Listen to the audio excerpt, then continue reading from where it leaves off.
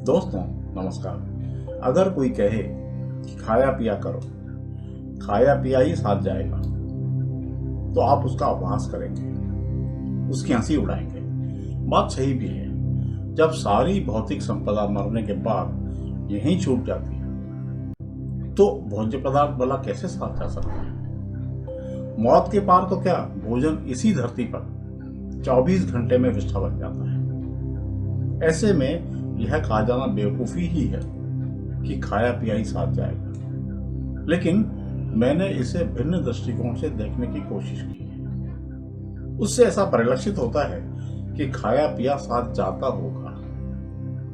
इसे यूं समझने की कोशिश करते हैं। आपने देखा होगा कि जब भी कोई स्वादिष्ट भोजन हम करते हैं तो कहते हैं मजा आ गया, संतुष्टि मिल गई, आत्मा तृप्त हो गई।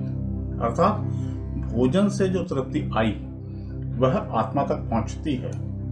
बेशक भोजन पचकर विष्ठा बन जाता है, मगर उसका रस आत्मा तक पहुंचता है। जब हम किसी भूखे को खाना खिलाते हैं तो यही मानते हैं ना कि भोजन करने से भूखे की आत्मा प्रसन्न होती है और वहां से दुआ निकलेगी। इसी प्रकार गाय और कुत्ते को रोटी, चींटी को आटा देने पर उनकी कृपा होती है, ऐसी मान्यता है।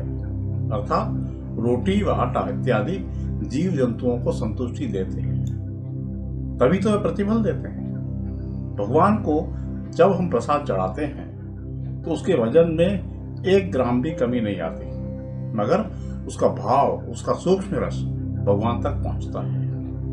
वरना प्रसाद अर्पित करने का क्या प्रयोजन है? इसी प्रकार आप जानते होंगे कि अमुक देवता को अमुक भोज्य पदार्थ, अमुक रंग, अमुक गंध पसंद है, तो हम उसकी पसंद की वस्तुएं अर्पित करते हैं ताकि वे प्रसन्न हों, अर्थात वे उन तक पहुंचते हैं। आपने सुना होगा कि कई लोग जिन्हें मृत्यु का आभास हो जाता है वे मरने से पहले भोजन मांगते हैं ताकि भरे पेट मरे।